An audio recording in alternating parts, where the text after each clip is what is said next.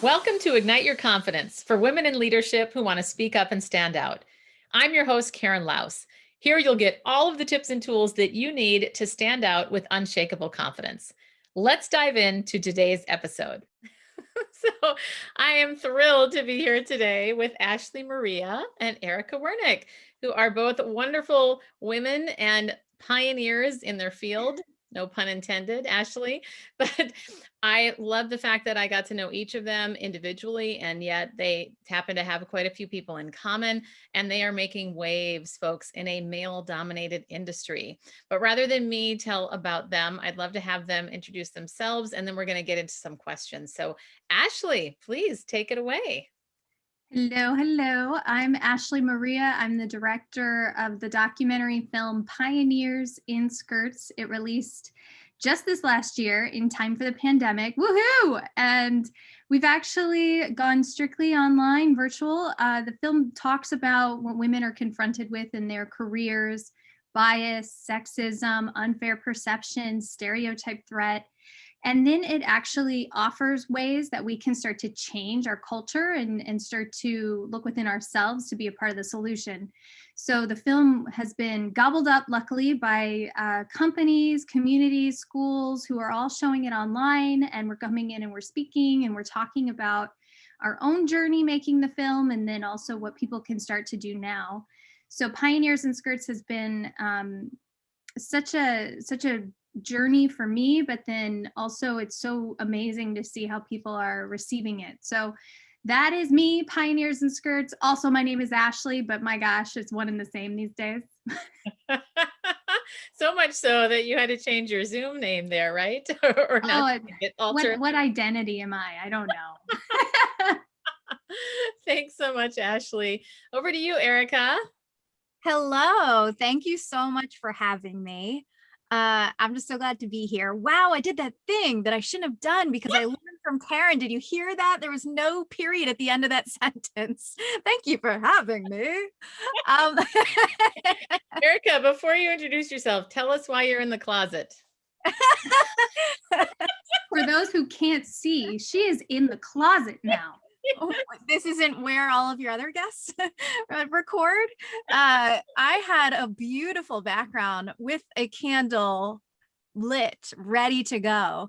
And then the leaf blower decided to come. Actually, I forgot they come on Wednesdays, so that was my bad. And it was incredibly loud. So I found a solution: the closet. It looks terrible, but at least you're not hearing the leaf blower. You look great. You've got a great background. And I think the best part is that it makes for an awesome story. And it reminds us how women are unflappable, and you are that.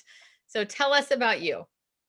Well, I have worked in Hollywood for the past almost 13 years now, and I first moved to pursue my dream of designing graphics. I was obsessed with Hollywood and television and really wanted to be a part of it. And so I did that. I moved from Philadelphia. I broke in. I had no connections when I moved here, and cold emailed 150-ish people. And finally, one person helped me. And that's how I broke in. And I booked my first TV show 2 weeks after moving to LA.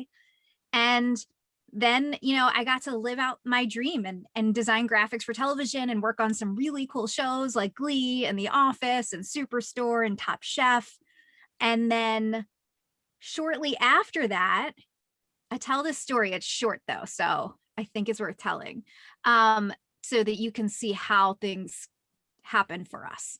I was working on a show called The Fosters at Warner Brothers, and I was in a little bungalow and I had some downtime in between graphic projects. So I did what we all do. I was on YouTube watching videos, and I came across this video of Oprah interviewing Jack Canfield. And Jack Canfield, if you don't know him, he's the co-creator of Chicken Soup for the Soul. And he wrote a self-help book that was the very first self-help book that I read ever when I moved to LA. And I really think it helped me break into Hollywood so quickly. So I was so excited to see him being interviewed by Oprah. And I couldn't tell you what they said. I don't remember anything about what they were talking about. But I remember the feeling that I had when I watched it. And my eyes started welling up with tears. And I had this moment of, Erica, you're supposed to be helping people. What are you doing? And ever since then, I just became obsessed with really wanting to help people. And so I started a coaching business, and that's what I've been doing now for the past 5, 6 years, coaching other Hollywood creatives, actors, writers, directors, any other kind of artist in Hollywood, helping them pursue their dreams and make their dreams happen. So fun. Oh my gosh. Thank you for the story. And isn't that the truth that people don't really remember what we said, but they remember how they made us feel? And I think that's Maya Angelou, if I'm not Yes, mistaken. it is. All right. Very good. So thank you for sharing your story and for being a living success story. I mean, truly, you both are. That's why I feel like I'm just in this company of stars right here. So we want to move into, I really want to talk about so that we can help other women specifically around finding their voice. Because as you both know, the challenges around finding your voice in a male dominated industry, finding your voice period can be challenging for a lot of us, but then finding it in a male dominated industry especially. So Ashley, would you be willing to share a time when you didn't speak up, but you wish that you had? Well, I can't think of a specific time, but I just know that uh, the entire motivation for making pioneers in skirts was because I started to realize how much I was ingrained with biases against women. And I feel like when you presented us with that question, I thought, genuinely, I wish I had known all of this sooner and realized how much of an impact it was having on my day-to-day just interactions. There's something I learned called Stereotype Threat when we were out pursuing this film, and I realized what it does is it's telling you, you start to hear this voice saying, I'm not like most women because I like math. I'm not like most women because I am a nice director. I'm good.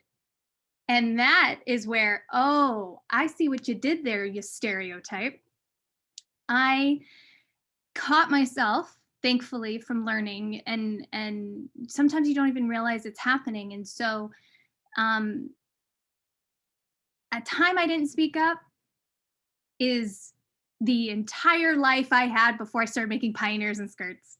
And I go, okay, I'm just proud of myself now for not only have I understood that that's what was impacting a lot of my decisions, I now feel powerful enough to start to tell people like, hey, catch yourself. That might be what's in your brain right now. That might be what's making you feel like you can't speak, because so much of the world is telling you that you are not good enough, or you are not right, or you are not this, but it's not true.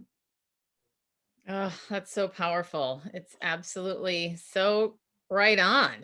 I mean, I think about for me, it took me so long to find my voice. It wasn't even that long ago that I really felt like, why am I so obsessed with what other people think about me? And even in my experience, it was being in the corporate world, being on a senior leadership team, and still feeling intimidated. So much so that I would feel tied up in knots sometimes because I would feel like, oh, I want to say something.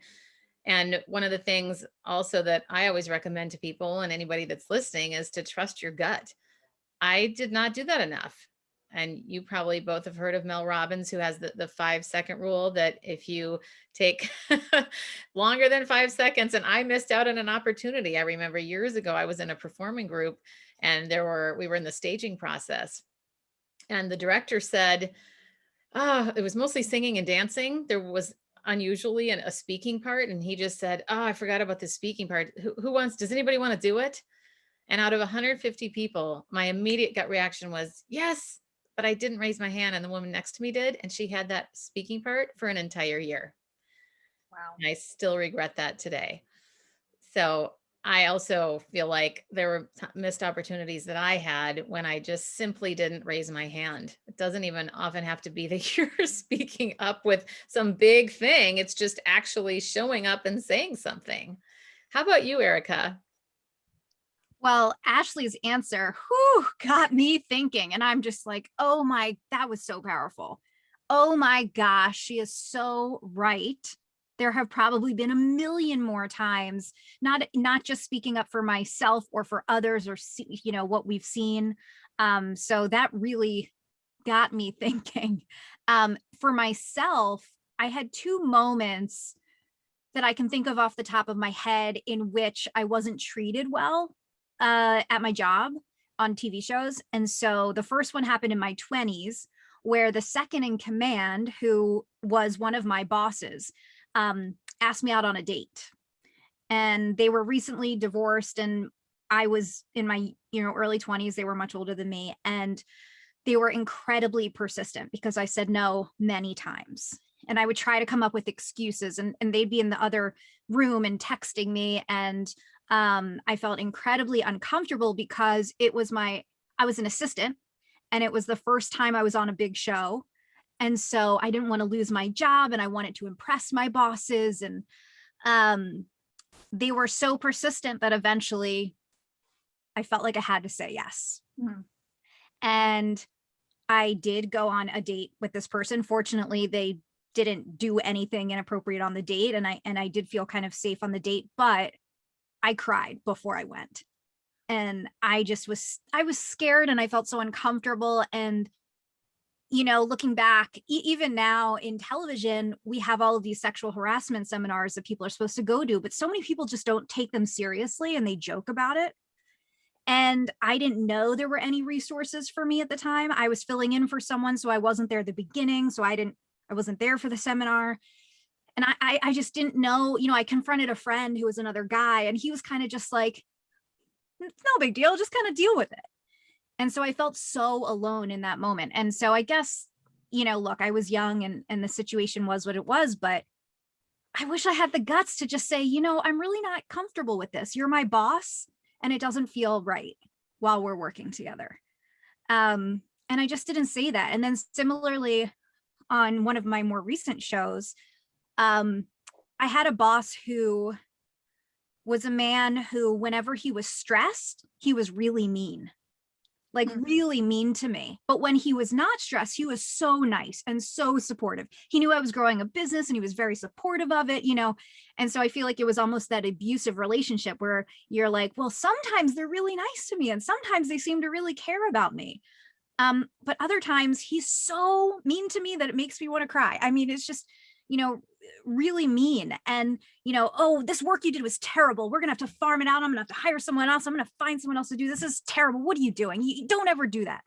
You know, just really awful. And so I did quit that job eventually, but I never spoke up for myself. You know, I think that's really interesting that I feel that women are afraid to do. You know, they're afraid to just speak up for ourselves and just say, hey, you know, when you're nice, I love working with you, but there are some times where you're just really mean to me, and it makes me scared to work here. You know, I just wanted to address this because I would love to continue working with you. So I think about, you know, situations like that where I sometimes wish I had the courage to say something like that. Well, and even what you said, Erica, what a beautiful model of addressing and leaning into conflict if we feel safe. Mm-hmm. And that, I'd say, is the biggest challenge is how do you actually speak your truth and yet release the outcome? And I mean, there's so many factors. Yeah. Keeping your job. And then there's your integrity. I mean, it's so challenging. So much. And especially in the television industry, there is this narrative that a lot of people feel that every job you have is so rare, so special. You'll never get a job like this again. You don't have another job lined up. You don't know what the rest of your career is going to look like. And so there is fear. You know, I did quit one other job where I didn't feel, so I have, the entrepreneurial spirit has always been in me, and I have not been afraid to quit, but I have been afraid to address the situation head on. Mm-hmm. Well, I'd say you're not alone for sure. Ashley, you were going to say something a minute ago, I think. Yeah, I mean, it was in line with what you were saying. And I remember the first time we met, Karen, we asked you this question too. So maybe you can jump into that. But like, to Erica's experience, I go, I wish our culture made it so that she could feel like she's in a safe place to say, no, I don't want to go on that date, and I'm going to keep my job because I said no. You know, and so until our culture can get there, because we're not there yet, Karen, how do we confront those situations. You know, I feel I don't want women to just go, gosh, I wish I was more confident enough. It's like, well, what do I actually do? Because that is a tough situation. Yeah, it absolutely is. And to me, the most important thing is to first get clear on what you want. What do you want to do? And I think the hardest part is people have these gut feelings and then they don't trust them. They don't say anything. And I think about something that I did not that long ago. There was a guy at who was a tech where I had a procedure in the hospital. It was some CT scan that I had for something, and he kept calling me honey. But it was really interesting because he was super nice, and I really felt like I knew there wasn't any malintent. But the whole time there was 3 steps to me being engaged with him in that process, because he did a pre-thing before, then it was on the CAT scan table, and then after. The whole time I was thinking about this, I have to say something. I have to say something.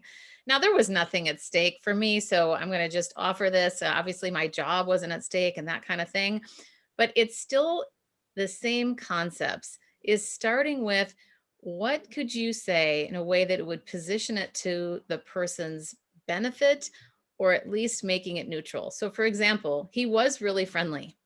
So at the very end, as he was saying goodbye, I said, hey, I want to bring something up. You have been so welcoming and so friendly with me. It's been really great, and you've made my experience better. I wanted to make you aware of something. Are you aware that you called me honey several times during this procedure? Now, I was lucky because he said, oh my gosh, I know I do that. It's a habit. I've got to stop. So I was lucky in that case. And yet, what do we do when something doesn't go that way, our way? And this is where I believe that we all have to make the choice for ourselves to, are we going to address this, and being willing to say whatever we need to say, and then let it go and let it land with what the outcome is. But I also don't think it has to be super extreme. Like, I can't believe you're doing this, I'm quitting my job. I think there's a real art to the conversation in a way that really does just bring it up. And that's one tip that I would say, is that simply that sentence, were you aware? So starting with, what are the facts? You're calling me honey, or Mhm. you've asked me on a date several times now, and we work together. And that, frankly, that makes me a little bit uncomfortable. And so something at least where you're speaking your truth, but it's still, and I'm saying I'm not perfect in this, because even as I'm talking, I feel like every time I imagine myself being in that scenario, I wonder, yeah, what would I say next? What would I say Mhm. next? Mhm. Because who knows, he might even saying uncomfortably and say, well, don't feel uncomfortable, I'll make you feel comfortable. I mean, I could imagine Ooh, all of the right. reactions back. Right. But I do think that if we at least say something, it's better than nothing. So that's where I would say start there and just address the facts and try to be neutral. But what do you two think? Well, I hear you say this, and I hope people listening see how much mental energy goes into confronting these scenarios. So, women, grab your other women, talk it out, figure out what you're going to do. But that's why it's so important for women to support each other, because look at this mental energy, these hoops we have to jump through. Yes, I was literally thinking, can you imagine a man going through this much mental energy to prepare what they will say to confront someone who is not treating them well? Yeah. Or not treating them the Exactly. way they want to be treated. I mean, not to stereotype all men, but I can't imagine men even having this conversation of really, like, how can we politely dance around the situation so that we don't make the other person feel uncomfortable? Yeah. Yeah. Exactly. It really does suck. I mean, as we're talking about it, oh my It sucks. gosh, I don't know. Here's what I will say. I did talk to somebody recently who had to confront a male in the workplace. And we talked about her just saying very nicely, this isn't going to work for me, or this doesn't work for me. I do think that sometimes we, as we're talking about right now, all of this mental energy that we're expending shows up also through our emotions, where we spend so much time and then we start feeling guilty or feeling badly and just trying to manage all of our emotions, that then when we actually do say something, it comes across as emotional as opposed to just neutral. So I would encourage everybody to think about this first as simply facts. Mhm. He asked me out, or he did this. I don't like that. Okay, what am I going to say back? How can I make it? Hey, I'm not sure if you're aware. It's the same thing I coach people on if they're interrupting, somebody interrupts them constantly, as one example. Hey, were you aware? That meeting we were at, this happened. Were you aware? That's not going to work for me. Could you, in the future, at least think before you're speaking and avoid interrupting, or, something like that. I'm very aware of the fact that this is a super sensitive situation. So I think I love what you said, Ashley, is get together with other women, talk these things out. Anybody is welcome to contact me too. I'm always happy to do role plays. Erica knows that. I did that with some of her clients. So what else? We're wrapping up here in a little bit, but what else would you two like to impart to any women? Actually, I'd really love to ask you each. Why don't we start with you, Ashley? Advice that you would offer for a woman who is in a male-dominated industry, be it in Hollywood or somewhere else, and perhaps a lesson that you learned that you'd like to impart to someone. If you could offer one piece of advice. Oh, I thought of 20. Okay. So, well, bouncing off of what we just said, what I love is how no is a complete answer. So just keep that in mind, but that doesn't count as my one thing. Support is king, queen, and find your community soon. Embrace that community. Help it grow and rely on that community. And if you are in the film industry, maybe have some friends who are not in the film industry, because they kind of remind you that you're cool and they celebrate you. And I'm a part of a women's group called Business and Professional Women, and I love coming to their meetings and stuff, because they just think, you need to be reminded that this is a dream. This is so fun. I get to tell stories. This is amazing. So it can be really heavy, especially if you are fighting an uphill battle like a lot of us women are. But just remember to celebrate. Find a community that will celebrate you. So beautifully said. Yes, yes, yes. One of my top values is celebrating yourself and others. I love that. And it's so true, because you can get so beaten down by these things, these external forces that can sometimes come against us, that we're fighting harder as women. Erica. That was so good, Ashley. I'm immediately thinking, like, who are my people? Do I have people? I need to. I can be one now. Okay. I'm like, it really made me think about who my people, and I think that is so true. And, one thing that I have been saying to my clients is that, unfortunately, we have to be part of the change we want to see. And what that means sometimes is that we don't perpetuate the stories or the narrative, because sometimes we do without realizing, and so, like, for example, I had a client who has been working on a TV show as another position, an assistant level position, and was able to shadow the director several times, which is an amazing opportunity. It's a big network project, big network show, and she is a director, and she, I worked with her, coached her, and we got her these shadowing opportunities. And I said, guess what you have to do next? You have to ask if you can direct an episode. Yeah. And she asked her boss, who was a man, and he first laughed because he didn't think she was serious and was so taken aback. And then was like, I don't know, he brushed her off. And she was like, I'll ask again later, whatever. And she talked to her immediate superior, who she's very close with. And he said, you know what, that guy, he really is not good with confrontation. He kind of runs away. So you just have to let him do that. And you just have to that's just how he is. You want to get on his good side. And that's a really good example of how easy it is to fall into that role of perpetuating this problem, Hmm. because her immediate response was like, oh yeah, I do need to get on his good side. I want to make sure I'm coming back in this position next season. And and I don't want to ruin that.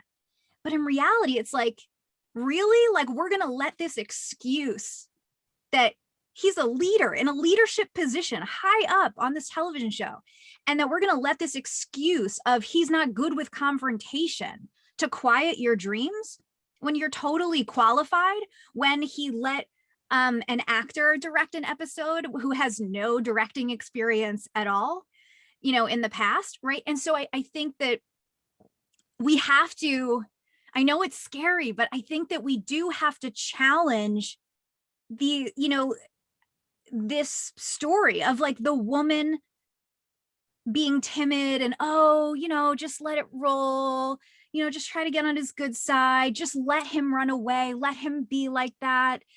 We have to challenge that. We have to be part of the change to challenge the status quo, and is as uncomfortable it is as that is, because we can't let that continue. And if they're not seeing it, we need to tell them. Yes. Amen. And that's how I see it happen a lot with directors. I had another female director. She has a million shadowing credits on her resume. She's been directing for many, many, many years. She's been in the industry a long time. She's incredibly talented and qualified, and people aren't giving her a chance to direct episodic.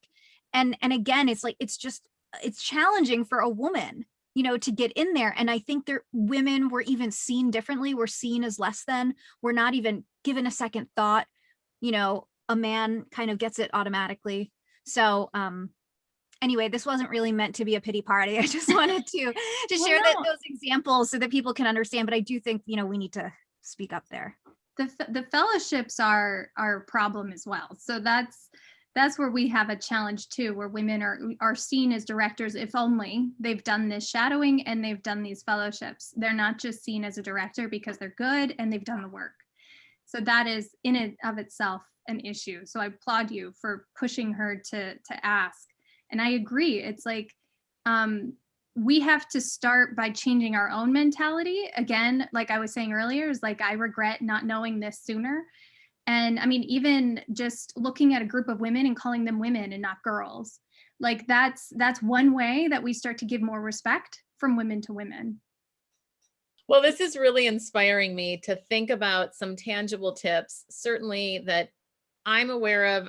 I can't say that I'm an expert as far as, because this always makes me go, oh, like last time we talked, Ashley, I thought, oh, that was so challenging. What would I do? What would I say if I really were in that situation? I mean, geez, when you have these incredible opportunities.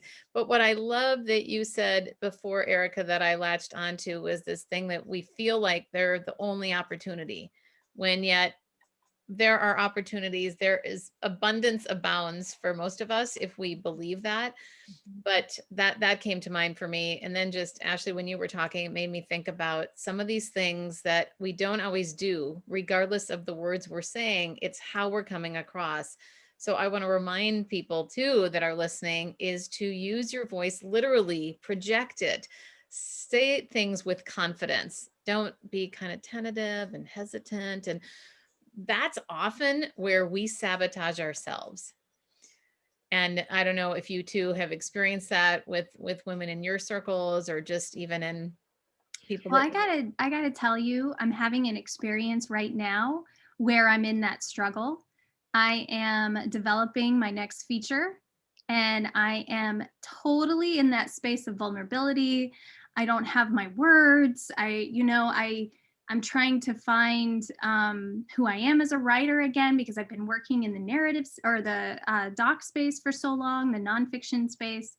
So I get it. And so I'm almost like coaching myself again, like, this is normal. This is okay. You're going to get better. You just, trust the process. Like, I get it. It's an ebb and flow. It's like, you're never going to be perfect, but also, what if you're not so confident one day? Is that the defining moment? It's like, let's hope not. I had this experience. So I don't know if I know, Erica, we talked a little bit about this. Ashley, I don't know if you're on Clubhouse or if you've been part of that at all, a little bit here and there. So I'll just share my story about Clubhouse. I started on it about 6 or 7 weeks ago. Wasn't sure what I was doing. All of a sudden, it's been a very interesting learning for me as far as even finding my voice and getting into some situations that I haven't been in a long time. One of which feeling very intimidated in one of those rooms with a bunch of male, very accomplished speakers.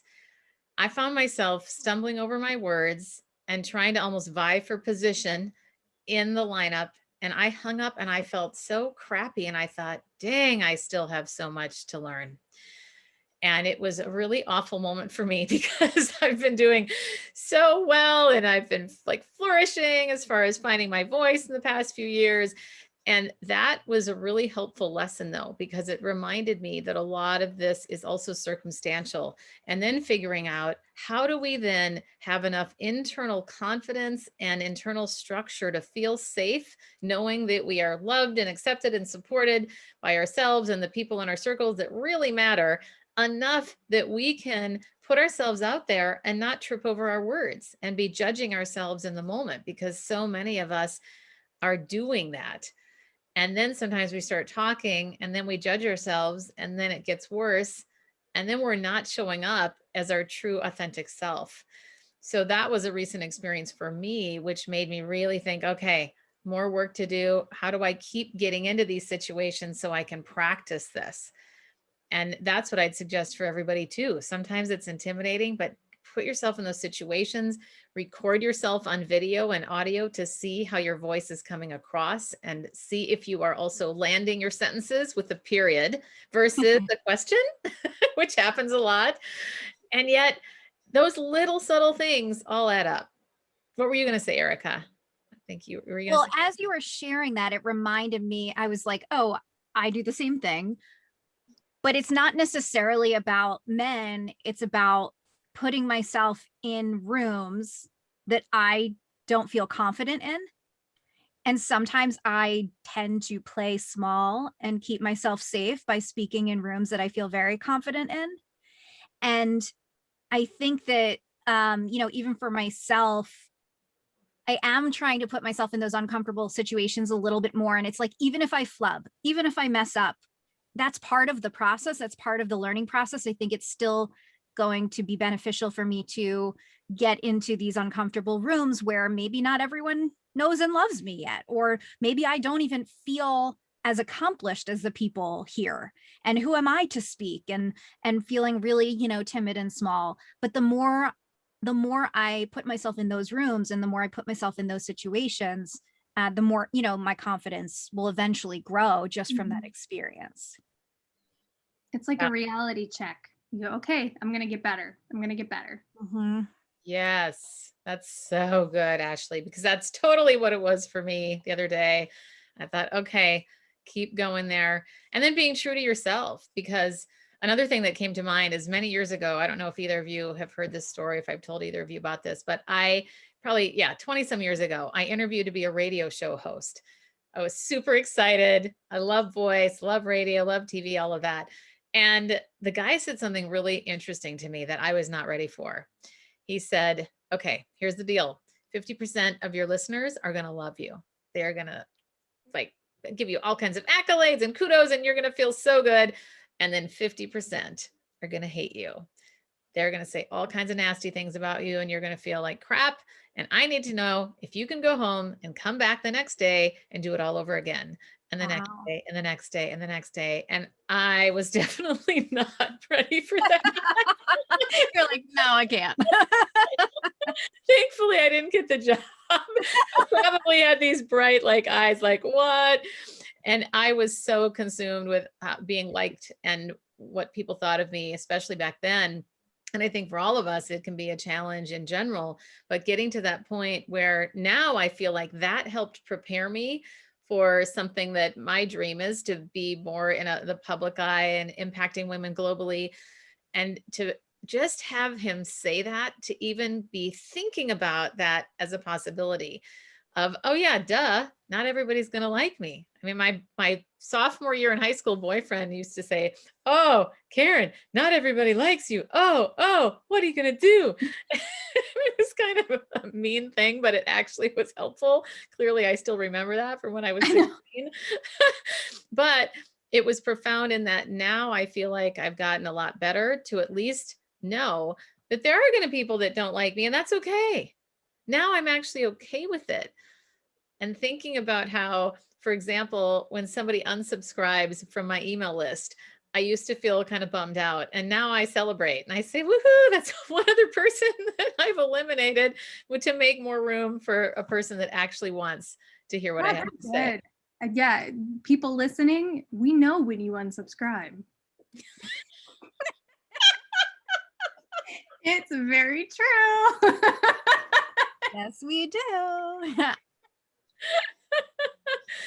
Well, and I think it's really good to keep in mind that too, that you're going to attract the right people. And again, that story that a woman named Sally Hogshead, I love her name, said she wrote the book Fascinate, and she's a big marketing expert, but she talks about how not everybody loves pistachio ice cream, but those people that do love it.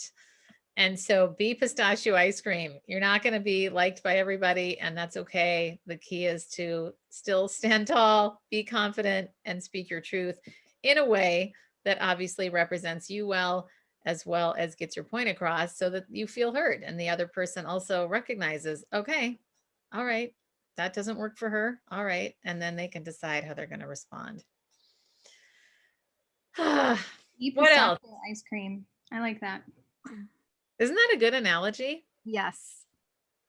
I really like that too, because I think so many of us are trying to be so much to so many people. And now with so many people in the online space since the whole pandemic, there can feel like a lot of competition. And yet, if we remember, there's billions of people in the world, and that we attract the people that are, it's like, what is this? One of my first coaches said, all that you are seeking is also seeking you. And I absolutely love that. That's giving And me look at all the men in this space. The competition isn't stopping them, but there's room for everybody. There's different personalities that we feel drawn to. And yeah, Yeah. exactly. Yeah. Well, anything either of you wants to say, I could talk to you both all day, but I know we all have lives, even though it's raining in LA. But what else would you like to add? Ashley, do you have last words? Well, I would love to invite people to our United Nations screening. Yes. Hello, everyone. Talk about being pistachio ice cream. I don't know. So we are hosting a United Nations panel every year since 65 years ago. There is a Commission on the Status of Women. It's a 2-week-long event where member states come to the UN, and it'll be virtual this year. And we talk about what women need around the globe and come up with an agreed conclusions document that then goes back to the member states and often become law or rule or whatever they need. And I was very grateful to be able to do it in person back in 2019. It got canceled in 2020, and now I'm doing it online this year. And now we're screening the film for everyone around the world. And you're hearing it first. It's going to be translated in all United Nations languages. So that's Chinese, that's Russian, that's Arabic, that's French, that's English, that's Spanish. And there's also German and Portuguese, but they're not in the UN official languages. I didn't do it. But we have all of that. The event is March 18th. We're going to have the screening live via Zoom and then host a panel about how to actually have impact events like this to help push your mission forward. So our goal is to train NGOs on how to engage your audience with art. So that is happening. You can learn more about it at pioneersinskirts.com. And if you can't join us for that, just go to pioneersinskirts.com to see other ways to view the film. And again, that is our life right now. We're so excited to bring this film around the world. We're doing a big impact relay. It's we're making a big mission out of changing changing equity for women of color. Let's do it. Let's do it. Yes.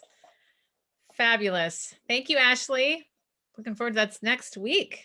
Yeah, I'm putting that in my calendar. Will be next week when 2 we weeks. March 18th. Yes, give me the extra week. Yeah, when we air this, it'll be next week. Okay, next week. It's all good. Or if you're listening to the replay, it was 10 weeks ago. That's true. Go online. If you follow The Good Place, it's in the dot of Jeremy Bearimy. Oh, that's incredible to be like translated into all of those languages. Like, oh my gosh, you're not only impacting lives here, you're going to be impacting lives around the world. That's incredible. Let's do it. Yes. I do want to go ahead, Erica. Just saying, yeah, let's do it. It's so good. I also want to give a huge plug to your film because it truly has changed so many lives. And I love that it's getting so out there and to the point where now lots of people are saying, what's next? So listeners, viewers, we're all going to be asking Ashley, what's next? Email her. I'm working on it now. I've got a few projects in development. So let's do it. I think it's so incredible because it's so easy to feel like we can't make a difference on our own, that we're too small to really impact people or make a difference. But that's what I love about storytelling, in an industry like Hollywood, that there really is so much that you can do through storytelling. So it's just so inspiring, Ashley, to see you do this. And I hope that listeners are feeling inspired as well to see, like, you went from this idea that you had to now showing in the United Nations in all of these languages. I mean, to me, that's so incredible. Thank you. And I keep those comments in my pocket when it gets stressful and when it gets hard and tiring and you have 6 a.m. phone calls because we're on the West Coast. Mm-hmm. I appreciate you, Erica. Thank you. Yeah, you're welcome. I mean, to me, it's so inspiring. I'm developing a TV show off of my book, and it's similar where not making a difference in the way that you are. I feel like what you're doing is a little more important, but it's just like, I just want to help more people. I want more people to believe in their dreams and go for it. And, I just think that TV is, and films, they're such incredible avenues to do that, to impact people's lives. I mean, I think about some of the movies that really changed my opinion on certain things, or, I learned something new that I didn't know. Erica, you help bring those people into this industry and make them do something like that. There's so much of my career I could have quit because I was fighting this uphill battle. I didn't see the light at the end of the tunnel. I had this movie, but I mean, if I had somebody cheering me on over here, too, I mean, that was my mom, let's be fair. But, you know what I mean. And Erica, you just wrote a book. I did. I just wrote about the book.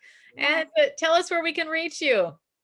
Well, the book is at meantforthisbook.com. It's available on, I believe, 6 different online retailers that you can, obviously Amazon, but if you don't want to shop big, you can shop small. There are other places it's available.